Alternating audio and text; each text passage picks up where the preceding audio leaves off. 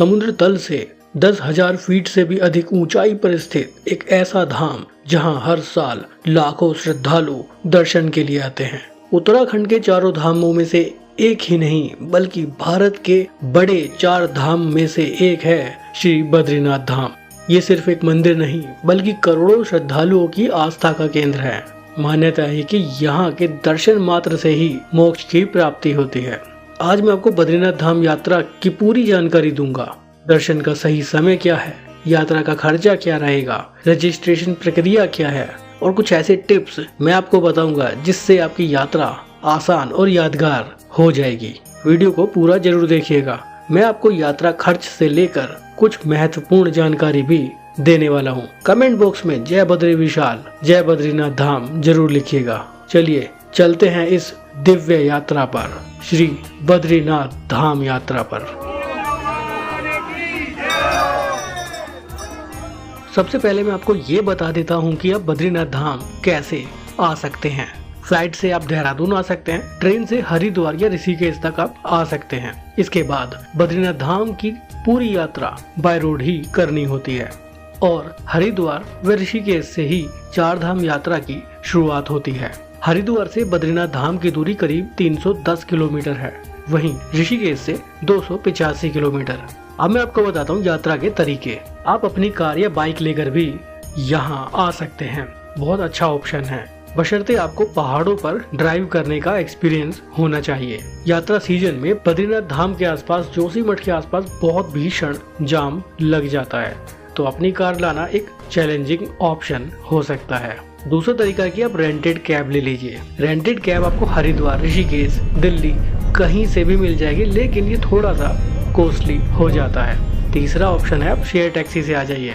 हरिद्वार से आपको share taxi मिल जाएगी, लेकिन कभी कभी डायरेक्ट आपको शेयर टैक्सी बद्रीनाथ धाम तक नहीं मिलेगी, आपको चेंज करनी पड़ सकती है। इन सब में करीब 1200 से 1500 रुपए एक व्यक्ति का खर्च हो जाएगा। एक और ऑप्शन है कि आप बस से बद्रीनाथ धाम पहुंच जाइए। हरिद्वार और ऋषिकेश से सुबह सुबह ही बसेस चलती हैं बद्रीनाथ धाम के लिए। जो बस हरिद्वार से चलती है वही बस ऋषिकेश होते हुए बद्रीनाथ धाम जाती है। हरिद्वार से सुबह 5 से 7 बजे के बीच में काफी सारी बसेस हैं जो बद्रीनाथ धाम जाती हैं। उन बसेस में किराया करीब 800 रुपए से 1000 रुपए रहता है। 12 से 13 घंटे का समय लगता है बद्रीनाथ धाम पहुंचने में। इन बसेस की बुकिंग आप ऑनलाइन भी कर सकते हैं, चाहे तो वहां पास में ही मौजूद बस बुकिंग काउंटर से भी कर सकते हैं। लेकिन इन बसेस के टिकट आप एडवांस में एक दिन पहले जरूर करिएगा। ऑन द स्पॉट मॉर्निंग में सुबह सुबह बस में टिकट मिलने में आपको दिक्कत हो सकती है। एक और ऑप्शन है टूर पैकेज। MS व्लॉगर भी आपके लिए बद्रीनाथ धाम टूर पैकेज लेकर आया है।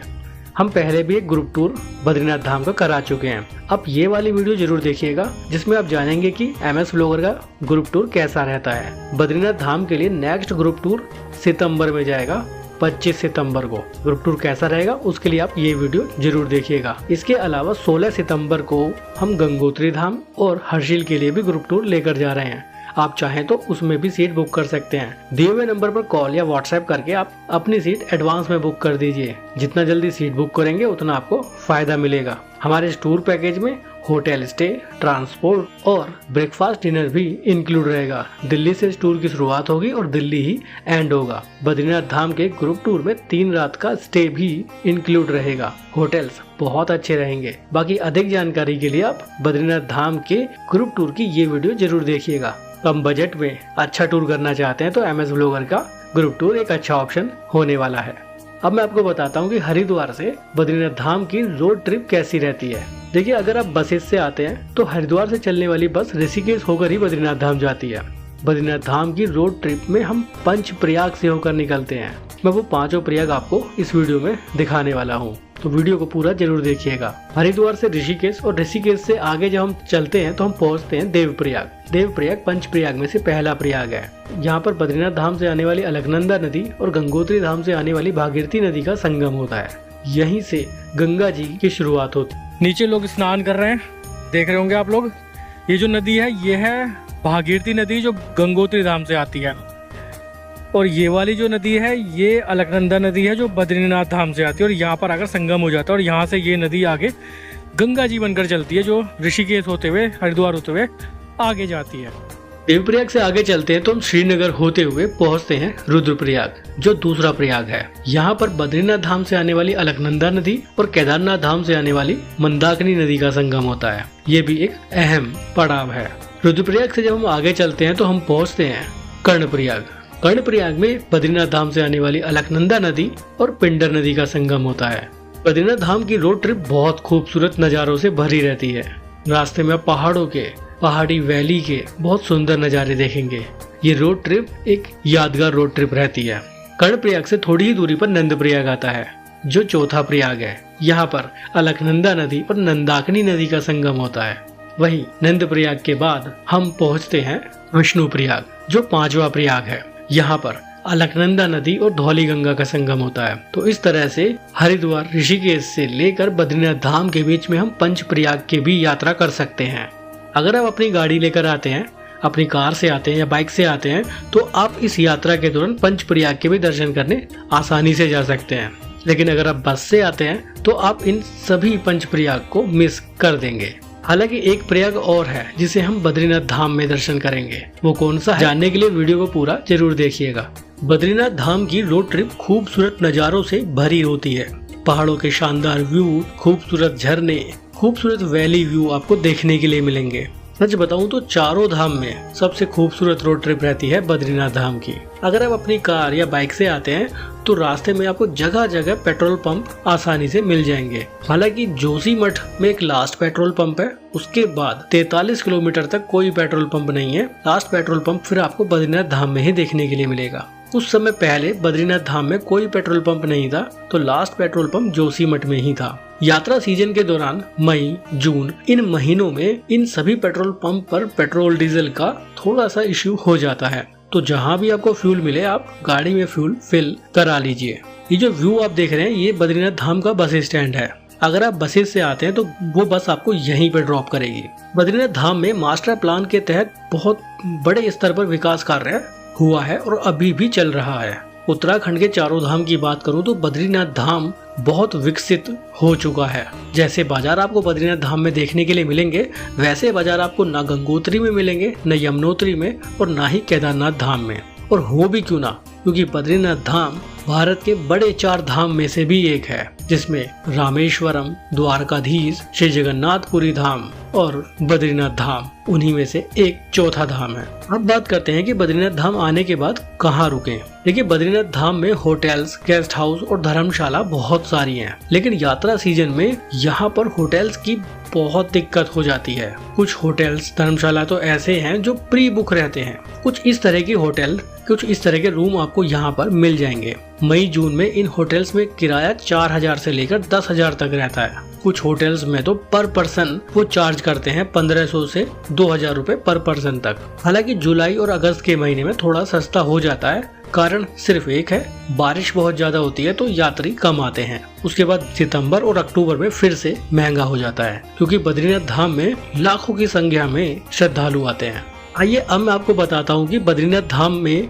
मुख्य मंदिर में दर्शन करने कैसे जाएं, नियम क्या है और क्या है सही तरीका दर्शन करने का, और इसके अलावा बद्रीनाथ धाम में आप कहाँ कहाँ घूमने जा सकते हैं, वो पूरी जानकारी इस वीडियो में आपको मैं देने वाला हूँ। देखिए, मान्यता है कि बद्रीनाथ धाम मंदिर में दर्शन करने से पहले लोग तप्त कुंड में स्नान करते हैं। ये नज़ारा तप्त कुंड का है। यहाँ पर 2 तप्त कुंड हैं। लोग यहाँ पर स्नान करते रहते हैं। इन कुंड में गर्म पानी निकलता है। पानी इतना गर्म होता है कि वो उबलता रहता है, फिर भी लोग यहाँ पर स्नान करते हैं। एक अलग ही शक्ति है यहाँ पर। महिलाओं के लिए एक अलग सेपरेट कुंड बना हुआ है, चेंजिंग रूम बने हुए हैं। बहुत से लोगों में मान्यता है कि वो तप्त कुंड में पहले स्नान करते हैं, उसके बाद बद्रीनाथ धाम मंदिर में दर्शन करने जाते हैं। सबकी अपनी अपनी मान्यता है। आप चाहें तो तप्त कुंड में भी स्नान कर सकते हैं। अब बात आती है मंदिर में दर्शन करने की। देखिए, मैं यात्रा सीजन की बात करूं, मई और जून के महीने की, तो यहाँ पर 2 किलोमीटर 3 किलोमीटर तक की लंबी लाइन लग जाती है दर्शन करने वालों की। 4 से 5 घंटे लग जाते हैं कभी कभी दर्शन करने में। तो आप लाइन को देखकर ही दर्शन के लिए जाइएगा। हो सके तो सुबह सुबह पहुंच जाइए, या फिर शाम के वक्त आप देख सकते हैं कि उस समय लाइन शायद कम रहे। वो आपको खुद वहाँ पर डिसाइड करना होगा। हो सकता है दोपहर के वक्त लाइन छोटी हो सकता है रात में छोटी हो सकता है सुबह सुबह कम यात्री हो। अगर आप वीकेंड पर यहाँ पर आएंगे, जैसे कि शनिवार या इतवार में, तो यहाँ पर बहुत जबरदस्त भीड़ होती है।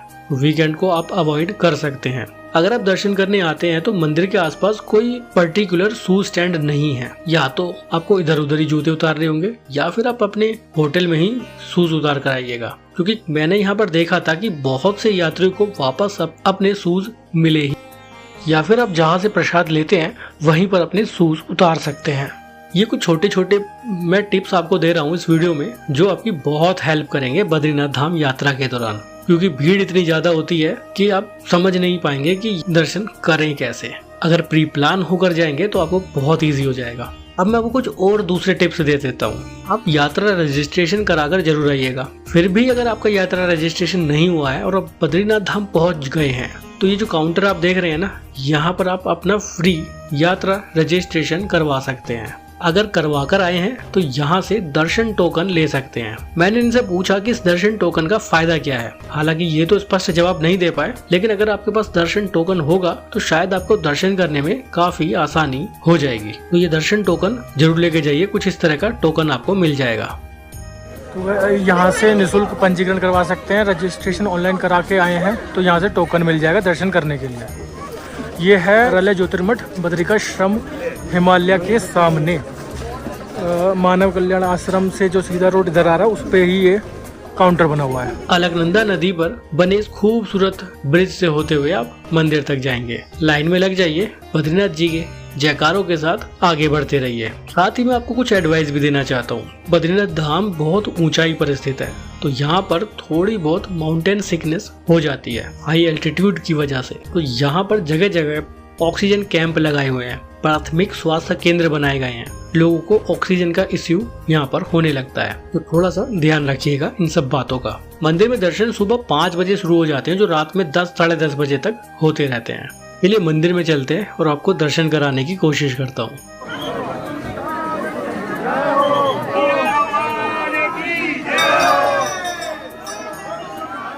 ये मंदिर के अंदर के नज़ारे हैं। हालांकि मंदिर परिसर में मुख्य गर्भगृह में कैमरा अलाउ नहीं है। मैं बाहर से आपको नज़ारे दिखा रहा हूँ। मंदिर परिसर के अंदर मुख्य मंदिर में दर्शन करने के बाद आप दूसरे अलग अलग मंदिरों में भी दर्शन कर सकते हैं। मंदिर परिसर में भी बहुत ज्यादा भीड़ रहती है।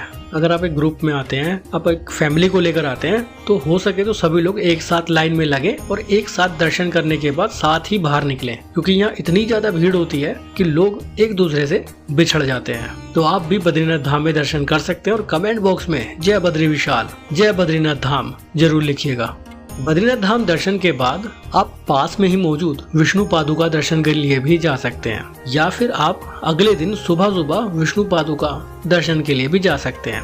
विष्णु चरण पादुका बद्रीनाथ धाम मंदिर से करीब 1.5 से 2 किलोमीटर की दूरी पर है। पहाड़ों पर एक छोटा सा ट्रैक करना पड़ता है। मंदिर के बाईं ओर से ही एक रास्ता बना हुआ है, आप वहां भी जा सकते हैं। वहां से पूरे बद्रीनाथ धाम का एक खूबसूरत व्यू भी आप देख पाएंगे। मॉर्निंग में आप यहाँ पर दर्शन करने आ सकते हैं। तो ये तो थी बद्रीनाथ धाम की यात्रा, जहां हमने बद्रीनाथ धाम में दर्शन किए, तप्त कुंड में स्नान किया और उसके बाद श्री विष्णु चरण पादुका के दर्शन करने गए। इन सब के अलावा बद्रीनाथ धाम आने वाले श्रद्धालु माना गांव यात्रा पर भी जाते हैं। माना गांव भारत का प्रथम गांव है, जिसे पहले भारत के अंतिम गांव के नाम से भी जाना जाता था। उसके बाद चीन की सीमा शुरू हो जाती है। आप चाहें तो यहाँ भी घूमने आ सकते हैं। 4 से 5 घंटे में आप इस गांव की यात्रा कर लेंगे। आने के तरीके मैं आपको बता देता हूँ। अगर आप अपनी कार या बाइक से आए हैं तो आराम से पहुंच सकते हैं। मात्र 1.5 से 2 किलोमीटर की दूरी पर है। लेकिन अगर आप बस से आए हैं तो आप बद्रीनाथ धाम बस स्टैंड के पास मेन रोड से, जो बाईपास रोड है जो माना के लिए जाता है, वहां से शेयर टैक्सी ले सकते हैं। एक व्यक्ति का 50 रुपए वो लेते हैं, वो आपको माना ड्रॉप कर देंगे। यहाँ पर एक बहुत बड़ी पार्किंग बनी हुई है। पार्किंग भी क्या, रोड के साइड में ही गाड़ियाँ खड़ी रहती हैं। बहुत भीड़ भाड़ रहती है यहाँ पर यात्रा सीजन के दौरान। बहुत सुंदर व्यू आप देखेंगे चारों तरफ। ये माना गांव का मुख्य मेन गेट है। यहीं से माना गांव की शुरुआत हो जाती है। छोटा सा गांव है लेकिन घूमने लायक जगह है। यहाँ पर आप गणेश गुफा, व्यास गुफा, भीम पुल, केशव प्रयाग, सरस्वती नदी उद्गम स्थल, सरस्वती देवी मंदिर, भारत की प्रथम चाय की दुकान, स्वर्गरोहण मार्ग और वसुंधरा वाटरफॉल भी देखने जा सकते हैं। हालांकि वसुंधरा वाटरफॉल के लिए 5 किलोमीटर पैदल ट्रैकिंग करनी पड़ती है, तो इसके लिए आपको एक दिन अलग से चाहिए। बाकी इन सभी जगहों को घूमने में आपको मुश्किल से 3 से 4 घंटे लगेंगे। आराम से रुकते रुकते इन पूरे माणा गांव को आप घूम लेंगे। कहते हैं कि माणा गांव आए तो यहाँ से खरीदारी जरूर करें। हमारे देश के प्रधानमंत्री नरेंद्र मोदी ने भी ये अपील की थी कि अगर आप बद्रीनाथ धाम यात्रा पर आते हैं तो माणा गांव जरूर आइएगा और अपनी यात्रा बजट का एक हिस्सा माणा गांव में भी खर्च जरूर करिएगा, ताकि यहाँ रहने वाले लोगों को रोजगार मिल सके। बहुत सुंदर गाँव है ये, बहुत सुंदर व्यूज यहाँ पर देखने के लिए मिलते हैं। सरस्वती नदी का उद्गम भी यहीं पर होता है और एंड भी यहीं हो जाता है। अलकनंदा नदी में सरस्वती नदी यहीं पर विलीन हो जाती है। बहुत सुंदर जगह है ये। अगर आप बद्रीनाथ धाम यात्रा पर आते हैं तो माणा गांव विजिट जरूर करिएगा। मात्र 4 से 5 घंटे में पूरा गांव घूमकर वापस बद्रीनाथ धाम जा सकते हैं। अगर आपके साथ सीनियर सिटीजन है या बच्चे हैं तो कुछ इस तरह के पिट्ठू भी यहाँ पर मिलते हैं। आप इन पे बैठा कर भी उनको यात्रा करा सकते हैं माणा गांव की। अब मैं आपको बताता हूँ बद्रीनाथ धाम में फूड कैसा मिलेगा, यहाँ का खान पान कैसा है। देखिए, पूरी बद्रीनाथ धाम में शुद्ध शाकाहारी खाना ही आपको मिलेगा। हालांकि आपको north Indian, south Indian, Gujarati, Punjabi सभी तरह का खाना मिल जाएगा। यहाँ पर बहुत अच्छे अच्छे रेस्टोरेंट और ढाबे मौजूद हैं। फूड से संबंधित आपको कोई भी इश्यू यहाँ पर नहीं होगा। हालांकि यात्रा सीजन के दौरान तो यहाँ पर कुछ लोग बड़े बड़े स्तर पर भंडारों का भी आयोजन करते हैं, जहाँ हजारों लाखों श्रद्धालु भंडारे में प्रसाद ग्रहण करते हैं। मोबाइल नेटवर्क की बात करूँ तो बद्रीनाथ धाम में मोबाइल नेटवर्क भी प्रॉपर काम करता है। हालांकि कभी कभी नेटवर्क का इश्यू हो जाता है, जो डिपेंड करता है वेदर पर। रास्ते में कुछ जगह पर नेटवर्क की प्रॉब्लम हो जाती है और कभी कभी वेदर खराब होता है तो सिग्नल वीक हो जाते हैं। अब बात करते हैं कि बद्रीनाथ धाम यात्रा के दौरान आप साथ में क्या क्या लेकर जाएं। आप किसी भी महीने में आइएगा, आपको गर्म कपड़े साथ लेकर ही आने होंगे। यहाँ पर बहुत ज़्यादा ठंड होती है। आप मई में आ जाइए, जून में आ जाइए, जुलाई, अगस्त, सितंबर, अक्टूबर, दीपावली तक कभी भी आ जाइए। गर्म कपड़े साथ लेकर जरूर आइएगा। इसके अलावा मेडिसिन किट भी आप साथ में रख सकते हैं, जिसमें वोमिटिंग की टैबलेट और हेडेक की टैबलेट तो जरूर ही होनी चाहिए। इसके अलावा अगर आपकी कोई इसेंशियल मेडिसिन हैं तो वो भी साथ जरूर लाइएगा। हालांकि यहाँ आसपास में प्राथमिक स्वास्थ्य केंद्र भी बने हुए हैं, ऑक्सीजन कैंप भी मौजूद है। अगर आप अस्थमा के पेशेंट हैं तो आप यहाँ आना अवॉइड कर सकते हैं। बीपी या हार्ट के पेशेंट हैं तो स्पेशल केयर आपको करनी होगी, क्योंकि यहाँ पर कभी कभी कुछ लोगों को ऑक्सीजन की प्रॉब्लम हो जाती है। मोस्टली सीनियर सिटीजन्स को, न्यू बॉर्न बेबी को यहाँ लाना एक अच्छा ऑप्शन नहीं है। 2 साल से छोटे बच्चों के लिए भी मैं रिकमेंड नहीं करूँगा, क्योंकि यात्रा के दौरान मैंने बहुत लोगों को देखा है यहाँ पर, चाहे वो छोटे बच्चे हैं या सीनियर सिटीजन हैं, उनको काफ़ी प्रॉब्लम्स होती हैं ऑक्सीजन से संबंधित। चलिए अब बात करते हैं यात्रा बजट की। बद्रीनाथ धाम में कितना खर्चा होने वाला है, ये डिपेंड करेगा आपके मोड ऑफ ट्रांसपोर्ट पर। आप पब्लिक ट्रांसपोर्ट से आते हैं, अपनी कार लेकर आते हैं या फिर रेंटेड कैब लेकर आते हैं, वो उस पर डिपेंड करेगा। स्टे आपका कितने दिन का रहेगा, 2 दिन आप रुकेंगे या 3 दिन रुकेंगे, वो उस पर भी डिपेंड करेगा। किस सीजन में आते हैं आप, मई जून में आते हैं या जुलाई अगस्त में आते हैं, उस पर भी डिपेंड करेगा। स्टे की अगर मैं बात करूँ तो पर पर्सन 1500 से 2000 3000 रुपए तक पर पर्सन चार्ज करते हैं होटल वाले। अच्छे होटल्स की मैं बात कर रहा हूँ तो अप्रोक्स आपका एक बंदे का करीब 10 से 12 हजार रुपए खर्च हो सकता है, अगर आप एक अच्छा टूर करना चाहते हैं तो, जहाँ पर होटल्स भी अच्छे होंगे, 3 रात का स्टे भी आप करेंगे, अच्छा रेस्टोरेंट्स में खाना भी खाएंगे। तो इस हिसाब से मैं बता रहा हूँ। हालांकि कुछ लोग बहुत कम खर्चे में टूर कर लेते हैं, लेकिन मैं एक ऐसी आपको लिमिट बता रहा हूँ जिसमें आप एक बढ़िया टूर कर लेंगे, आपको कहीं कोई दिक्कत नहीं होगी। आप चाहें तो हमारे टूर पैकेज का भी हिस्सा बन सकते हैं। 25 सितंबर 2026 को हम बद्रीनाथ धाम का ग्रुप टूर लेकर जा रहे हैं, जिसमें 17,000 रुपए रहेगा चार्ज 2 लोगों का। 3 रात हम यहाँ रुकने वाले हैं, 3 ब्रेकफास्ट, 3 डिनर इंक्लूड रहेंगे। दिल्ली से टूर की शुरुआत होगी और दिल्ली ही एंड हो जाएगा। इससे सस्ता और अच्छा टूर आपको नहीं मिल सकता। इसके अलावा 16 सितंबर को हम गंगोत्री धाम और हर्षिल का भी टूर करने वाले हैं। आप चाहें तो उस वाले ग्रुप टूर में भी आ सकते हैं। बाकी शिमला अगर आपको घूमना है, मनाली आपको घूमना है, तो वो टूर तो डेली अवेलेबल है, आप किसी भी डेट में जा सकते हैं। नंबर दिया गया है, इस नंबर पर आप कॉल कर सकते हैं, व्हाट्सएप कर सकते हैं, इंक्वायरी ले सकते हैं। जितना जल्दी आप बुकिंग करेंगे उतना आपको फायदा होगा टूर पैकेज में। तो ये थी बद्रीनाथ धाम की यात्रा। वीडियो अच्छी लगी हो तो लाइक जरूर करिएगा, कमेंट बॉक्स में जय बद्री विशाल, हर हर महादेव जरूर लिखिएगा। वीडियो को शेयर जरूर करिएगा उन सभी लोगों के साथ जिन्हें घूमने का शौक है। क्या पता इस वीडियो से उनकी कुछ हेल्प हो जाए। फिर मिलेंगे आपसे एक नई जगह पर, एक नई जगह की इन्फॉर्मेशन के साथ। तब तक के लिए बाय, बहुत बहुत धन्यवाद।